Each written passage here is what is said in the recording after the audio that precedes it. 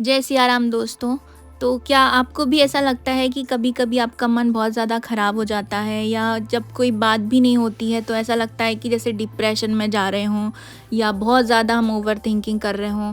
क्योंकि ओवरथिंकिंग जो है वो आजकल की बहुत बड़ी बीमारी बन चुकी है। चाहे वो यूथ में हो, चाहे वो बच्चे हों, चाहे वो बूढ़े हों, चाहे वो इस ज़माने का कोई भी उम्र का व्यक्ति हो, उसको आजकल इस तरीके की बीमारियों का जो है बहुत ज़्यादा सामना करना पड़ रहा है। पर हम सब ये नहीं जानते कि आखिर ये होता क्यों है, ठीक है? किससे मतलब ऐसा हमको मानसिक तनाव हो जाता है, कभी-कभी कोई बात भी नहीं होती लेकिन हमको कभी-कभी अपनी ही भावनाएँ हम पर इतनी भारी हो जाती हैं कि हमको कभी-कभी बहुत रोना आता है, ऐसा हम बहुत अकेला फ़ील कर रहे होते हैं। तो कहीं न कहीं इसका जो कनेक्शन है ना वो है ज्योतिष शास्त्र से, जिसमें एक ग्रह होता है जिसकी वजह से ये सब होता है। तो आज हम बात करेंगे उसी ग्रह के बारे में। तो चलिए शुरुआत करते हैं। तो वैदिक ज्योतिष में 9 ग्रह होते हैं और उसमें से चंद्रमा को मन का कारक ग्रह कहा गया है। चंद्रमा की एक ही राशि होती है, यानी कि वो होती है कर्क राशि, जो कि जल तत्व राशि कहलाती है। और स्वयं चंद्रदेव भी जल तत्व कारक होकर मनुष्य की भावनाओं के कारक ग्रह माने जाते हैं।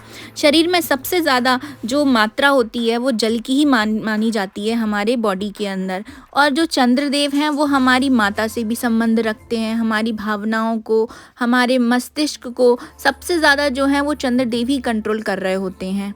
इसीलिए मन और बुद्धि दोनों चंद्रमा से प्रभावित होती है।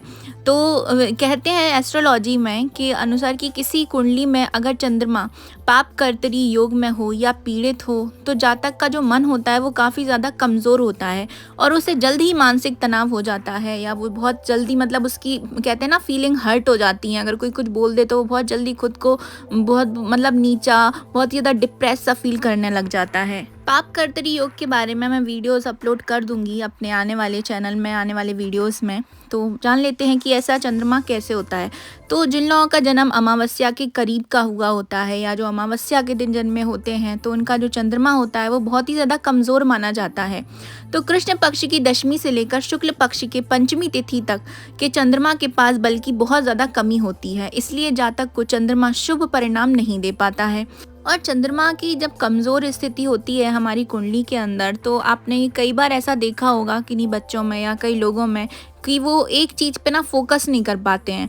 आपने देखा होगा कोई भी चीज़ करने जाते होंगे तो उनका मन डाइवर्ट होता है कि यहाँ से वहाँ, वहाँ से वहाँ, हम ये करेंगे, हम वो करेंगे, पर हकीकत में वो कर कुछ नहीं पाते हैं क्योंकि वो फोकस ही नहीं हो पाते हैं। तो इसलिए जो है वो चंद्रमा का सही होना बहुत ज़्यादा ज़रूरी है।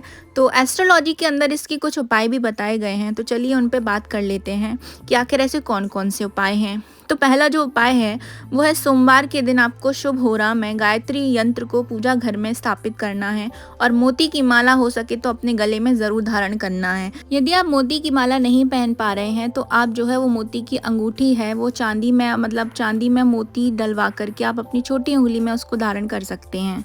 दूसरा उपाय, घर के सभी लोग पूर्व दिशा की ओर सिरहाना करने करके सोएं और सोने से पहले कमरे में कपूर का एक छोटा सा टुकड़ा ज़रूर से जला दें। जब आप सोने जा रहे हैं तो फिर आप हनुमान जी का स्मरण करके हनुमान चालीसा बगल में रखें। यह उपाय शुक्ल पक्ष के मंगल से आपको शुरू करना है और 9 मंगलवार होते ही आपको इसके असर दिखाई देने शुरू हो जाएंगे। रात को सोते समय चांदी के गिलास में पानी भर कर रख दें, फिर अगली सुबह उठकर उस पानी को गुलाब के पेड़ की जड़ में डाल दीजिए। इससे धीरे धीरे आपका तनाव कम होने लगेगा। अगला उपाय है कि आपको कच्चे दूध में चीनी मिलाकर जामुन के पेड़ की जड़ में डाल देनी है। यह उपाय आपको शुक्ल पक्ष के शनिवार से शुरू करना है और रोज ही करना है। इसके अलावा आप जो है हर अमावस्या की शाम को मंदिर में खीर अर्पित कर सकते हैं, इससे आपको फ़ायदा भी मिलेगा। देखिए अमावस्या की जो खीर होती है वो अगर आप बनाएं तो अच्छा ही है, लेकिन अगर आप पूर्णिमा का जो चांद होता है वो बहुत ही ज़्यादा मतलब बलशाली माना जाता है। यदि किसी को चंद्रमा से रिलेटेड कोई समस्या है तो मैं उनको ये बताना चाहूँगी कि वो चंद्रमा की रात में, मतलब पूर्णिमा की रात में अगर आप चंद्रमा की रोशनी में बैठते हैं तो उससे भी आपका जो मानसिक शांति है वो काफ़ी हद तक, मतलब आपको उससे सुकून मिलेगा। जो आप परेशान होते हैं, डिप्रेस हो जाते हैं बार बार, तो उससे आपको बहुत फ़ायदा मिलेगा। और ये सबसे आखिरी उपाय जो मैं आपको बताती हूँ ये बहुत ही ज़्यादा महत्वपूर्ण उपाय है और ये ज़रूर से ही ना वर्क करता ही करता है। हम सब जानते हैं कि जो चंद्रदेव हैं उनको भगवान शिव ने अपने मस्तक पे धारण किया है। तो भगवान चंद्रदेव की यदि स्थिति आपकी कुंडली में ख़राब है या कमज़ोर स्थिति में है तो यदि आप महादेव की पूजा करते हैं या शिवलिंग का कच्चे दूध से आप रोज़ अभिषेक करते हैं तो आपका चंद्र कभी आपको ख़राब रिज़ल्ट दे ही नहीं सकता है। और ऐसा कहा जाता है कि यदि आप प्रतिदिन रूप से शिवलिंग का अभिषेक करते हैं तो आपको मानसिक शांति मिलती है, आपको एक पॉजिटिव एनर्जी फ़ील होगी। आप ये करके देखिए, आपको ज़रूर इससे फ़ायदा मिलेगा। तो ये थी मेरी जानकारी जो आजकल की सबसे बड़ी समस्या बन गई है, मानसिक तनाव, डिप्रेशन को लेके। आपको कैसे लगी कमेंट बॉक्स में ज़रूर बताएं। और ऐसे ही अच्छी-अच्छी जानकारियाँ और भी अच्छे मैं आपके लिए वीडियोस अपलोड करती रहूँगी, तो जुड़े रहिए मेरे चैनल के साथ। तो अभी मैं आपसे लेती हूँ विदा। जय सिया राम।